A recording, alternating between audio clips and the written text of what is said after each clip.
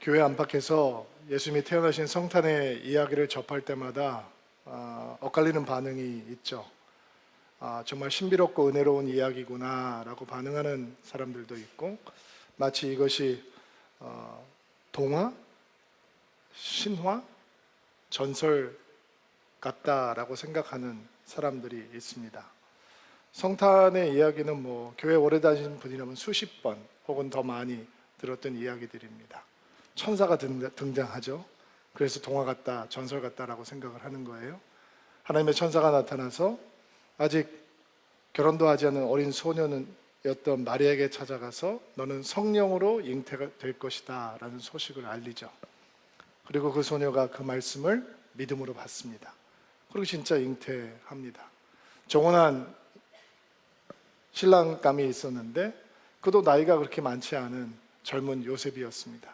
요셉은 자기가 정혼하는 어린 소녀가 임신을 했다라고 하는 소식을 듣게 됩니다.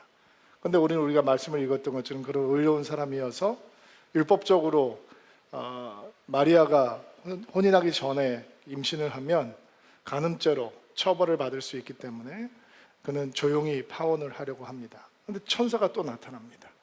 그래서 마리아가 임신된 것이 성령으로 된 것이니 걱정하지 말고 마리아를 데려와서 결혼을 해라 라고 이야기를 하죠. 마리아의 배가 불러옵니다. 그리고 로마 황제의 명령 때문에 호구 조사를 하기 위해서 베들레헴이라고 하는 요셉의 고향을 찾아가게 되는데 거기서 아이를 낳게 됩니다. 들어갈 곳이 없습니다. 여관에 자리가 없고 빈 방이 없었기 때문에 양들이 있는, 소들이 누워있는 마구간에 들어가서 하나님의 아들, 왕중의 왕이요 만주의 주가 되시는 예수님께서 태어나십니다. 그리고 더러운 말구 위에, 노추한 말구 위에 누이게 되죠. 어떻게 왕중의 왕이요 만주의 주가 되시는 분이 이렇게 오실 수 있습니까? 어떻게 하늘의 영광을 다 품으신 분이 더러운 말밥그릇에 누일 수 있나요? 근데 그분을 경배하기 위해서 사람들이 찾아오는데 냄새나고 초라한 들판에서 양을 치던 목동들이 찾아옵니다. 그럼 목동들은 차별당하던 사람들입니다. 천민 중에 천민들입니다. 그리고 그들이 야기 예수께 경배를 드립니다. 또 다른 방문자들도 있었죠. 멀리 페르시아서부터 찾아온 동방으로부터 왔던 박사들이었습니다. 그들은 예물을 가지고 주님 앞에 내려놓습니다. 이방인들입니다. 유대인들 아닙니다. 황금과 유황과 모략을 주님 앞에 드리며 예배하죠. 그리고 유대인의 왕이 태어났다라고 하는 소식을 들었던 헤롯 왕은 2살 미만의 어린아이들, 베들레헴 지역에서 살고 있는 2살 미만의 어린아이들을 몰살시킵니다. 아마 학자마다 좀 이견이 있긴 하지만 베들레헴이라고 하는 곳이 그리 크지 않은 곳이었으니까 20명 내외의 어린아이들이 죽었을 것이다 라고 추측을 합니다. 헤롯 왕이 아기를 죽이려고 한다라고 하는 것을 알고 있었기 때문에 마리아와 요셉은 이집트로 피신을 갑니다. 왕중의 왕이여 만주의 주로 태어나신 예수님께서 난민으로 첫 생활을 시작하셨습니다. 이게 어떻게 기쁜 소식이 될 수 있습니까? 제가 지금 말씀드린 게 이게 성탄의 스토리잖아요. 여기에 기쁜 소식이 도대체 어디에 있는 겁니까? 예수님께서 오셨다라고 하는 게 정말로 우리에게 기쁜 소식이 되는가? 차라리 동화라면, 전설이라면 해피엔딩이 있잖아요. 근데 지금 우리가 나누었던 예수님의 성탄의 이야기 속에 해피엔딩은 도대체 어디 있는 겁니까? 미녀와 야수를 보면 그 야수가 멋진 왕자님으로 변하잖아요. 신데렐라를 보면 그 왕자가 신데렐라를 찾아내잖아요. 그런 해피엔딩이 있는데 도대체 예수님의 성탄의 스토리에서 해피엔딩은 어디에 있는 것입니까? 성탄이 도대체 어떤 사건이기에 온 땅을 향한 기쁜 소식이 될 수 있는 겁니까? 여러분, 예수님의 태어나신 이 땅에 오신 이야기와 동화가 어떻게 다른 줄 아세요? 동화는 이렇게 시작이 돼요. 아주 옛날 옛적에 Once upon a time, 저기 멀리 떨어져 있는 나라에서 이렇게 시작을 해요. 그런데 예수님의 성탄의 이야기는 족보 이야기로 시작을 합니다. 마태는 예수님의 성탄 사건을 다루기 전에 이렇게 예수님의 오심을 소개합니다. 마태복음 1장 1절 말씀 한 목소리 읽겠습니다. 아브라함의 후손이며 다윗의 후손인 예수 그리스도의 족보입니다. 그리고 긴 이름들이 등장을 합니다. 왜 족보 이야기로 시작을 하느냐? 왜냐하면 예수 그리스도의 탄생 이야기는 창작해낸 허구의 이야기가 아니라 역사적으로 실존했던 이야기이기 때문입니다. 여러분, 동화가 어떻게 우리에게 구원을 줄 수 있겠습니까? 전설이 어떻게 죄와 죽음의 문제를 해결할 수 있겠습니까? 역사적으로 실존했던 인물이기 때문에 우리의 주님이 되실 수 있고 구원자가 되실 수 있는 거죠. 그분이 진짜 오셨고 그분의 오심이 역사적인 실존이기 때문에 우리가 오늘 기뻐할 수 있는 것입니다. 근데 예수님의 족보를 보면 당황스러운 이름들이 등장을 합니다. 3절에 보니까 다말이라고 하는 이름이 나와요. 다말은 시아버지하고 근친상간을 해서 아들을 낳았던 여인이었습니다. 5절에 보면 더 당황스러운 사람이 나옵니다. 라합이라고 나오는 사람이 나와요. 라합은 여리고 성의 기생이었습니다. 창기였습니다.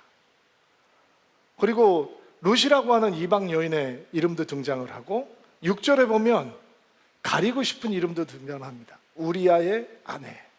그냥 이름을 넣어도 되는데 정말 더 치욕스러운 사건을 기억하기 위해서 다윗이 우리아의 아내를 통해서 솔로몬을 얻었다라는 얘기를 하죠.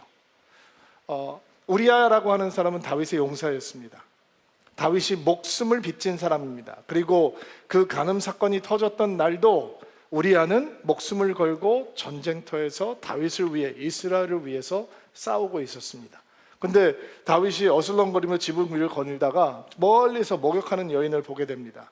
그리고 욕정에 사로잡혀서 그 여인을 왕궁으로 데려다 간음을 하고 집으로 돌려보내죠. 그리고 그 여인이 임신을 합니다. 그 사실을 숨기기 위해서 목숨을 걸고 이스라엘을 위해서 전쟁을 하고 있는 우리아를 데려다가 아내와 함께 거하게 하지만 충성스러운 우리아는 자기의 동료들이 전쟁터에서 싸우고 있는데 그렇게 자기는 안락한 삶을 살 수 없다고 왕의 궁전 앞에서 잠을 잡니다. 그리고 다시 그를 전쟁터로 돌려고 가장 치열한 전쟁터에 몰아넣고 군대들을 뒤로 후퇴시켜서 비참하게 적군의 손을 빌려서 살해를 하게 되죠. 그게 우리아 사건입니다. 그런데 예수님의 족보에 우리아가 죽자 다윗과 결혼하게 된 밧세바가 등장을 하는 겁니다. 예수님의 족보에 근친상간, 매춘, 간음, 그림자가 드리워져 있습니다. 유다라는 사람도 다윗이라는 사람도 도덕적으로 윤리적으로 어떻게든지 변호받을 수 없는 타락의 도가니에 빠졌던 사람들이고 여인들은 이방인들로서 하나님으로부터 멀리 있던 사람들입니다. 근데 그들의 이름이 예수님의 족보에 등장합니다. 예수님을 미화하기 원했다면 그 교회 바깥에 있는 사람들이 성경은 예수 그리스도를 신격화하기 위해서 창조된 창작물이다라고 생각을 한다면 이렇게 소개하면 안 됩니다. 이런 이름은 감춰야 되는 겁니다. 근데 왜 그 이름들이 감춰지지 않고 예수님의 족보에 등장하느냐? 그게 역사적인 사실이기 때문입니다. 성탄이 우리에게 기쁨 소식이 되는 이유는 이게 허구의 사건이 아니라 실제로 역사적으로 일어났던 사건이기 때문입니다. 그러면 왜 이런 사람들의 이름이 등장하고 있는가? 왜냐하면 예수의 오심으로 성탄이라고 하는 사건을 통해서 이렇게 철저하게 무너진 인생들조차 예수님으로 인해서 구원을 받을 수 있다라고 하는 것을 보여주기 위함입니다. 그래서 예수의 성탄이 우리에게 기쁜 소식이 되는 것입니다. 복음서를 보면 예수님께서 부정한 것들을 막 만지는 게 나와요. 그러면 안 되거든요. 율법에는 정결한 것과 부정한 것이 구분이 되어 있기 때문에 정결한 사람들이 부정한 것을 만지면 부정하게 돼요. 그러면 정결하게 되는 절차를 거쳐야 되는 거예요. 근데 예수님은 부정한 문둥병자를 만지고 부정한 죄인들과 세리와 식사를 하고 마시고 먹고, 그리고 부정한 시체를 만지시고 부정한 죄인들이 자기를 만지게 그냥 내버려 두시고, 피 흘리는 혈류병을 앓고 있는 부정한 여인이 자기를 터치하게 놔두시고, 죄 많은 여인이 나와서 예수님의 발에다가 향유 옥합을 깨고 부어드리면서 머리털로 닦아드릴 수 있도록 내드리시죠. 왜냐하면 그들의 부정함이 예수님을 부정하게 할 수 없기 때문이에요. 예수님은 그들의 부정함을 부끄러워하지 않으셨어요. 오히려 정반대의 역사가 일어나는 거예요. 그분의 거룩함이 그 부정한 사람들을 정결하게 하는 거예요. 그분의 능력이 그 부정한 사람들을 다시 한번 회복시켜 주는 거예요. 예수님을 터치하면 그 부정했던 사람들이 거룩한 하나님의 사람들로 변화가 되고 회복된 하나님의 사람들로 변화가 되는 거예요. 아무리 허물이 크고 아무리 허물이 깊어도 예수님의 은혜로, 예수님의 십자가로 다 해결될 수 있는 거예요. 그래서 이 이름들이 부끄럼 없이 예수님의 족보에 등장하고 있는 것입니다. 예수님의 오심으로 용서받지 못할 사람은 없어진 거예요. 예수님께서 오셔서 예수님께서 십자가에 가심으로 그 어느 누구도 치명적이고 치욕적이고 절망적인 문제를 스스로 해결할 필요 없이 예수님께 내어드릴 수 있게 된 거예요. 이게 성탄이 우리에게 기쁜 소식이 되는 이유예요. 족보 이야기를 보면 또 우리가 하나님의 열정과 하나님의 헌신과 하나님의 철두철미한 계획과 그 계획을 이루시는, 약속을 이루시는 하나님의 신실하심을 만날 수 있어요. 성탄이 왜 우리에게 복된 소식이 되는가? 하나님은 약속을 주시는 하나님이실 뿐만 아니라 약속을 이루시는 하나님이시기 때문이에요. 하나님께서는 여러분에게 약속 주십니다. 아멘 안 하십니다. 하나님께서는 여러분에게 약속 주십니다. 그 약속을 이루시기도 합니다. 근데 우리는 하나님의 약속을 믿고 싶고 받고 싶고 하나님의 약속이 이루어지는 것을 우리의 삶 속에서 보고 싶지만 하나님의 시간표를 신뢰하진 않습니다. 그러나 성탄의 기쁜 이유가 하나님께서는 약속을 주시는 하나님이실 뿐만 아니라 약속을 이루실 수 있는 능력을 가진 하나님이기 때문에 기뻐할 수 있다면 하나님의 시간표까지 기뻐해야 하는 것 아닐까요? 하나님의 시간표를 기뻐하지 못하면 우리는 하나님의 사랑을 신뢰하지 못합니다. 하나님의 시간표를 신뢰하지 못하면 하나님의 사랑은 우리에게 무감각하게 무덤덤하게 다가올 수밖에 없는 것입니다. 예수님의 족보가 지루하게 진행되는 동안 우리는 하나님의 외침을 들어야 합니다. 나는 너에게 약속을 주었고 언약을 주었고 그 언약을 이루기 위해 쉬지 않는 하나님이다 라고 하는 것을 들으셔야 합니다. 창세기 3장은 비극적인 사건을 다루고 있죠. 인간이 하나님을 버립니다.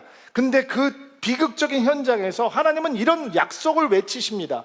내 아들이 뱀의 머리를 밟아버릴 것이다. 구원의 계획을 선포하시는 겁니다. 하나님은 침묵하지 않고 계속 외치십니다. 그 약속이 구약 가득히 메워져 있고 때가 되매 하나님의 아들께서 여자의 몸을 통해 이 땅에 오시게 되는 것입니다. 오늘 본문 말씀을 보면 요셉이라고 하는 젊은이에게 천사가 와서 마리아가 임신됐다는 소식과 그 임신된 마리아를 파혼하고 혼인을 깨려고 하는 요셉에게 두려워하지 말고 그를 데리고 오라라고 하는 말씀, 그리고 그 아기의 이름이 예수가 될 것이며 그가 그 백성들을 구원할 아들이라고 하는 사실들이 전해집니다. 자, 여러분 같으면 여러분이 요셉이라면 마음이 어떻겠어요? 그 당시에는 결혼을 하면 1년 정도 정혼 기간을 가졌습니다. 그 기간은 여러 목적이 있는데 첫째는 신부를 위한 집을 준비하는 시간이었고 신부 지창금을 준비하는 시간이었고 두 사람이 자신을 순결하게 지키면서 그 결혼을 준비하는 시간이 됐습니다. 만약에 그 순결함을 지키는 것을 무시하게 되면 그들은 율법에 의해서 심판을 당할 수 있습니다. 죽임까지 당할 수 있는 상황입니다. 근데 천사가 다윗의 자손이었던 요셉에게 와서 이런 하나님의 말씀을 전하죠. 너의 정혼녀 약혼자 마리아가 임신이 된 것은 성령으로 일한 것이다. 아멘입니까? 곰곰이 아무리 생각해 봤습니다. 이게 꿈속에서 나타난 일이라 그래도 다행입니다. 만약에 잠자지 않고 이런 얘기를 들었으면 아마 너무 기가 막혀서 기절을 했을지도 모릅니다. 꿈에 천사가 나타났습니다. 다윗의 자손 요셉아, 내 아내 마리아를 데려오기를 두려워하지 마라. 마리아가 잉태된 것은 성령으로 일한 것이니 그가 아들을 낳을 것이니 이름을 예수라 하라. 그분이 자기 백성을 죄에서 구원할 자이심이시라. 꿈속에서 듣는 말이라도 기가 막힙니다.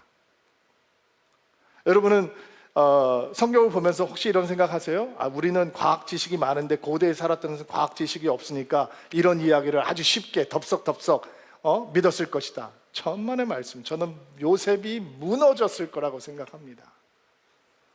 어떻게 이렇게 기가 막힌 일이 나에게 생길 수 있는가? 성경은 요셉을 의로운 사람이다 라고 얘기합니다. 그런 얘기 들을 수 있을 사람 몇 사람 되지 않습니다. 성경 전체에서.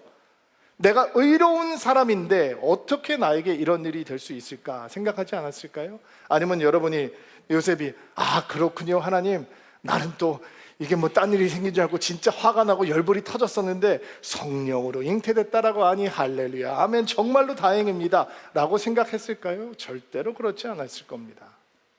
그럼에도 불구하고 요셉에게도 예수님의 오심이, 성탄이 기쁜 소식이 될 수 있을까요?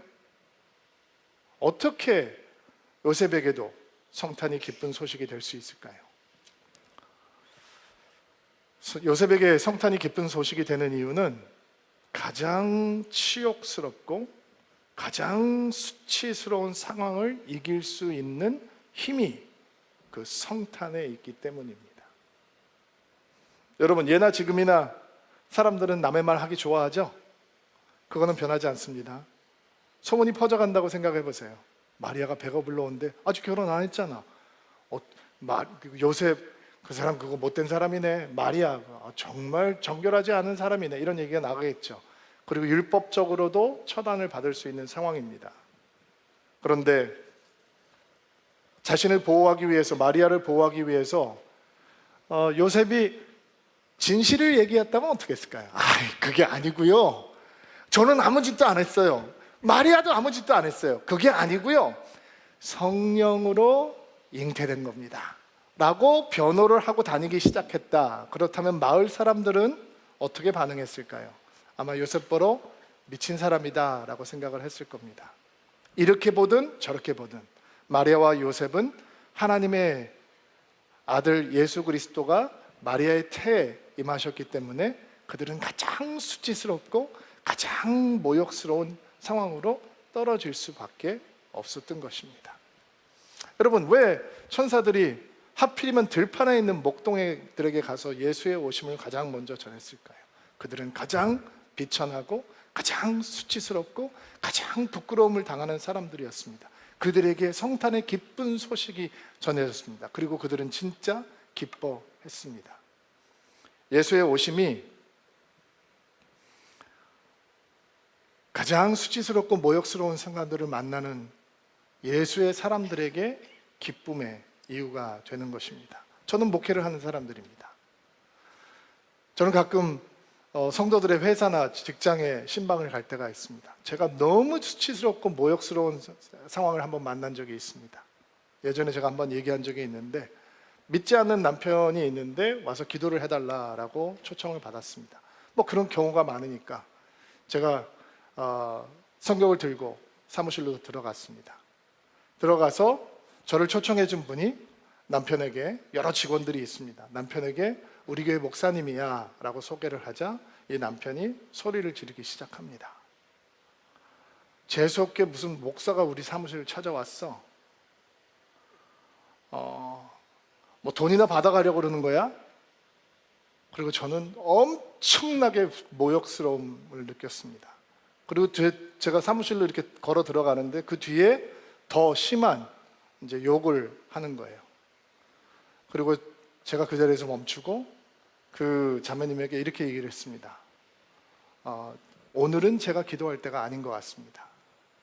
다음에 더 준비가 잘 되시면 그때 저를 청해 주시면 다시 와서 예배하고 기도하도록 하겠습니다. 제가 마지막 들었던 말은 야 간단다 소금 뿌려야 쓰러뜨려라 였습니다. 물론 모든 신방 자리에서 그렇게 모욕을 당하는 것은 아닙니다. 근데 성도들이 삶 속에서 믿음 때문에 우리가 예수의 사람이기 때문에 모욕을 당하고 수치스러움을 당할 때 예수께서 이 땅에 육신의 몸을 입고 오셨다는 성탄의 소식은 그것을 이길 수 있는 힘이 됩니다. 요셉에게도 하나님의 말씀 때문에 마리아의 배를 보면서 의심하거나 미워하거나 분노할 필요가 없는 것이고, 다른 사람들의 수군거림 속에서 자기 자신이 비참해질 필요가 없는 것이고, 그들의 미래를 보면서 부끄러워하지 않을 수 있는 것입니다. 24절과 25절 말씀, 우리 개역 개정으로 한번 읽어볼게요. 24절, 25절 읽어주세요. 시작. 요셉이 잠에서 깨어 일어나 주의 사자의 분부대로 그의 아내를 데려왔으나 아들이 낳기까지 동침하지 아니하더니 나음의 이름을 예수하니라. 그가 마리아를 데려왔다, 결혼했다는 얘기죠. 근데 동침하지 않습니다. 그러니까 하나님의 말씀이 요셉에게 상상할 수 없는 큰 믿음을 준 겁니다. 가장 부끄럽고 치욕스럽고 모욕스러운 상황을 만났는데 그는 하나님의 아들을 기다립니다. 그래서 동침하지 않는 겁니다. 하나님의 아들이 태어날 때까지 그는 기다릴 수 있는 겁니다. 이게 성탄이 우리에게 기쁨이 될 수 있는 이유입니다. 자, 요셉에게도 성탄이 기쁜 소식이 될 수 있는 이유는 모든 사람이 당연하게 생각하는 자기의 권리를 기쁘게 내어놓는 기회가 되었기 때문입니다. 하나님이 이름을 정해주십니다. 예수라 하라. 여러분, 유대 사회에서는 이름이 굉장히 중요합니다. 그래서 성경에서는 그 하나님께서 이름을 바꿔주시고 이름의 뜻을 자꾸 강조하는 겁니다. 아브라함이 아브라함이 되고 사레가 사라가 되고, 이 이름은 유대 사회에서 굉장히 중요한 거거든요. 그래서 이 이름을 짓는 건 아버지의 고유 권한입니다. 아들에게 어떤 삶을 기대하는 마음으로 어떤 이름을 주기 때문에 그거는 아버지가 가질 수 있는 축복권입니다. 그런데 하나님께서 이름을 정해주십니다. 아버지의 권한, 이름을 지을 수 있는 권한을 박탈해 버리시는 겁니다. 하나님이 아기로 태어나십니다. 그것을 성육신이라고 얘기하죠. 이게 신비 중의 신비입니다. 머리로 이해할 수 없고 말로 설명할 수 없는 하나님의 신비로운 사건입니다. 지금 요셉은 그 사건 앞에 서 있는 거죠.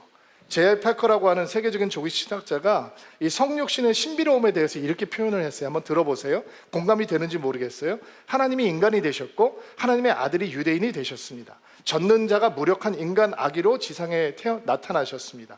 할 줄 아는 일이라곤 누워서 말똥말똥 바라보며 꼼지락거리고 소리를 내는 것뿐이었습니다. 다른 모든 아이처럼 누가 먹여주고 기저귀를 갈아주고 말을 가르쳐야 했습니다. 하나님의 아들이 실제로 아기가 되셨습니다. 생각할수록 머리가 아찔해집니다.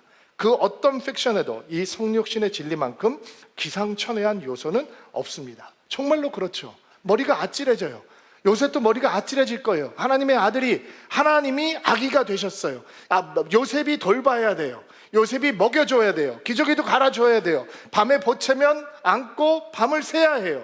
이게 요셉의 역할이 되겠죠. 그런데 그 아기가 요셉이 함부로 대하고 요셉이 함부로 주장하고 함부로 주관할 수 있는 분이라는 것은 아니에요.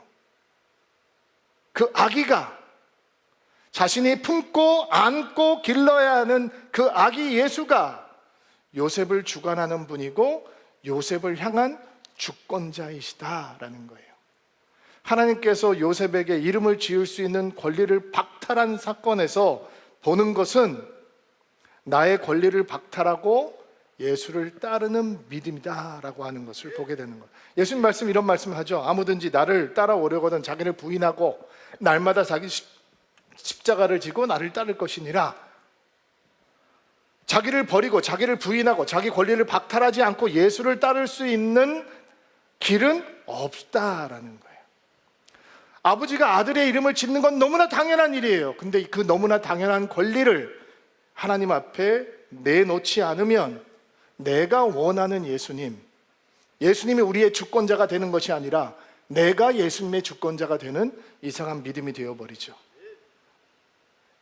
아기의 몸을 입고 이 땅에 오신 예수님, 그분을 따르는 길은 스스로 결정할 수 있는 결정권, 스스로 통제할 수 있는 통치권, 그리고 스스로 선택할 수 있는 선택권, 스스로 결정할 수 있는 결정권을 주님 앞에 양도하고 내가 앉았던 보좌에서 내려와 주님을 그 보좌에 앉혀드리고 겸손한 마음으로 예수님은 나의 최종 주권자가 되십니다 라고 고백하는 믿음입니다.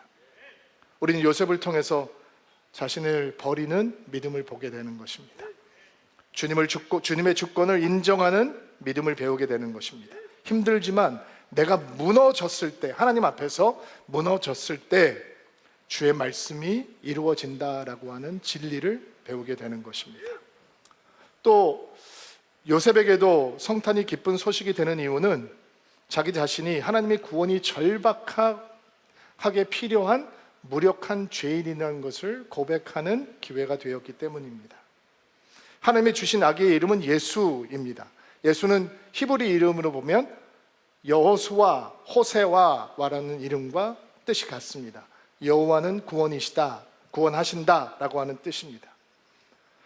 이름을 예수라 하라, 이는 자기 백성을 구원하실 분이기에 예수라 하라 라고 말씀을 했죠. 그리고 그가 아내와 동침하지 않습니다. 왜? 그 아이를 기다리는 겁니다. 구원자 되신 아기를. 그는 구원자를 기다리는 믿음을 갖게 되는 겁니다.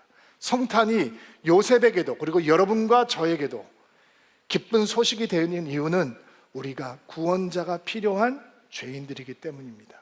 많은 사람들이 교회 예수 그리스도를 만나는 걸림돌을 상식이나 과학 지식이나 논리로 설명할 수 없는 기적이 성경에 기록되어 있기 때문이다라고 착각을 합니다. 또 어떤 사람들은 교회 역사에 기록되어 있는 수많은 폭력, 외압, 외식과 이런 타락들이 교회의 역사 속에 있기 때문에 사람들이 하나님을 앞에 나오는데 걸림돌이 된다라고 생각을 합니다. 그렇지 않습니다. 그런 것들도 사람들의 마음을 상하게 할 수 있지만 진짜 사람들이 예수 앞에 나오지 못하게 하는 걸림돌은 자기 자신이 예수님이 필요한, 예수님의 구원이 필요한 무력한 죄인이다라고 하는 것을 인정하지 못하기 때문입니다. 자기 의존과 자기 의가 너무 자신만만하기 때문에 예수조차 필요 없다라고 생각하기 때문입니다. 성탄이 기쁜 소식이 되려면 나는 구원자로 오신 그 예수님이 필요합니다.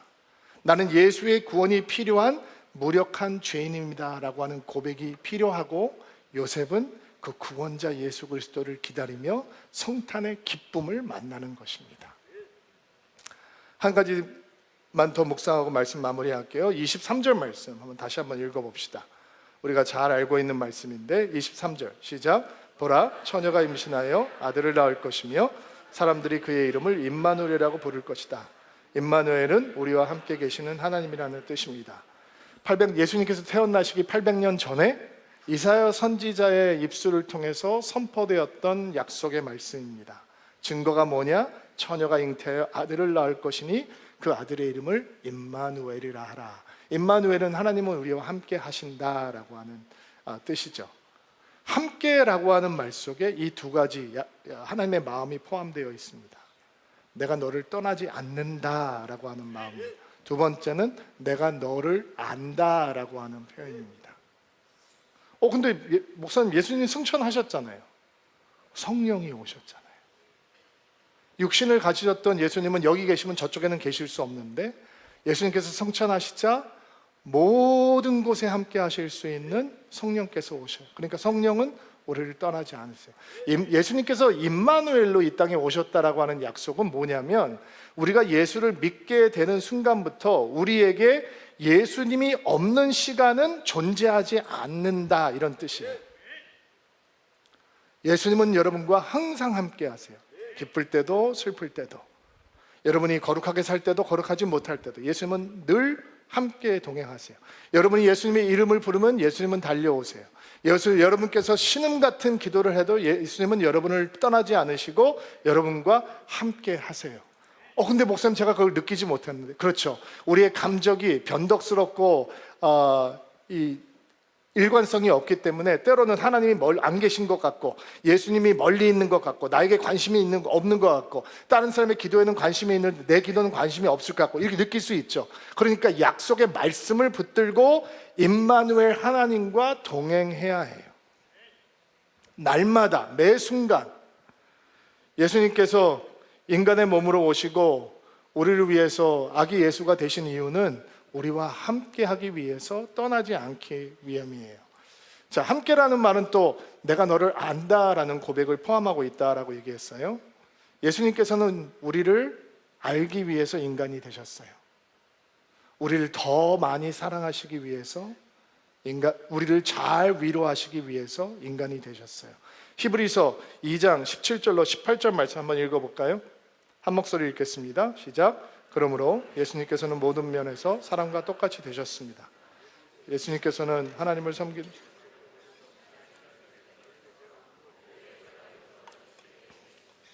주님은 시험받는 자들을 도와주실 수 있습니다.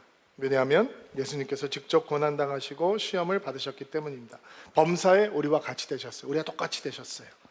그게 임마누엘이에요. 우리를 더 알고 싶으셔서 예수께서는 인간이 되시고, 그게 바로 성육신의 신비고 은혜예요. 외로운 우리를 위로하기 위해서 그분은 먼저 외로워지셨어요. 배반의 아픔을 위로하기 위해서 예수님은 먼저 배신당하셨어요. 빈곤하고 가난한 자들을 위로하기 위해서 그분은 먼저 가난해지셨고, 줄인 자들을 위로하기 위해서 먼저 그분이 굶주리셨어요. 공고한 자를 위로하기 위해서 먼저 그분이 공고해지셨고, 약한 자를 위로하기 위해서 먼저 그분이 연약해지셨어요. 거절당한 자들을 위로하기 위해서 그분이 먼저 철저하게 버림받으셨고, 조롱받는 자들을 위로하기 위해서 먼저 조롱당하셨어요. 미움받는 자들을 위로하기 위해서 그분이 미움을 받으셨고, 매맞는 자들을 위로하기 위해서 그분이 채찍질에 자신을 내어주셨고, 유혹받은 자들을 위로하기 위해서 그분이 먼저 유혹받으셨고, 눈물 흘리는 자들을 위로하기 위해서 그분이 먼저 눈물 흘리셨고, 죽음 피할 수 없는 자들을 위해서 그분이 먼저 죽으셨어요. 이게 내가 너를 안다라는 말 속에 포함되어 있는 거예요. 예수님은 우리를 아세요. 예수님은 우리를 아픔을 아시고 우리의 눈물을 아시고 괴로움도 아세요. 예수님은 우리의 가식도 아세요. 우리의 불신도 아세요. 우리의 의심도 아세요. 그러나 우리의 사랑도 알고 계세요. 우리 결단도 아세요. 우리 마음의 헌신도 주께서 알고 계세요.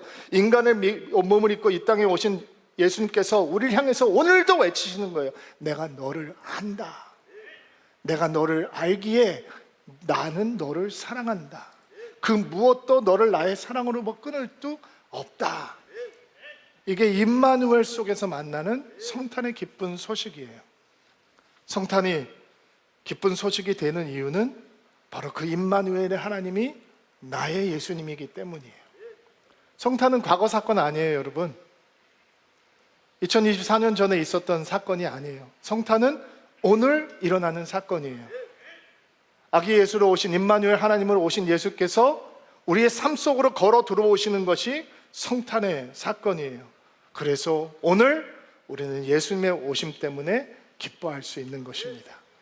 오늘 하루 주님을 향한 기쁨과 감사가 성탄의 영광을 주님 앞에 돌리며 예배하는 모든 드림인들에게 함께하는 복된 주일 되기를 주의 이름으로 축복합니다.